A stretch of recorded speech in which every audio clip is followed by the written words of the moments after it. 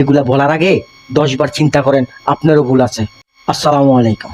দেশবাসী, আপনাদেরকে উদ্দেশ্যে বলছি, আমরা নিজেরাই ভালো না। আমাদের হাতে চুড়ি পরে থাকা উচিত, আমাদের পরনে শাড়ি পরে থাকা উচিত। কেন বলছি জানেন? কথাটা শোনার আগে শেয়ার করেন, যেমন বিশ্বের সকল মানুষ দেখতে পারে। আজকের কথাটা হচ্ছে, আমরা যখন এই সোহাগকে হত্যা করছে, রাস্তার ভিতরে পাথর মারছে প্রকাশ্যে, আশেপাশে কেউ আসেনি কেন ভাই? 200-500 মানুষ কি এলাকা মহল্লা ভিতরে বাজারের ভিতরে ছিল না? অবশ্যই ছিল। আমাদের ভুল। আর আমরা এখন দোষ দেই বিএনপির, আমরা দোষ দেই অমুকের, আমরা দোষ দেই অমুকের তুমুকের। এগুলা বলার আগে 10 বার চিন্তা করেন, আপনারও ভুল আছে। আপনারও ভুল আছে। আপনার চোখের সামনে একজনকে মারতেছে, আপনি দেখতেছেন আর ভিডিও করতেছেন লাইক কমেন্টের জন্য। তার জন্য বলছি, আপনার চুড়ি পরে থাকেন, শাড়ি পরেন। অন্য একটা ব্যক্তির দোষ খোঁজার আগে নিজের দোষ আছে কিনা এটা চিন্তা করেন।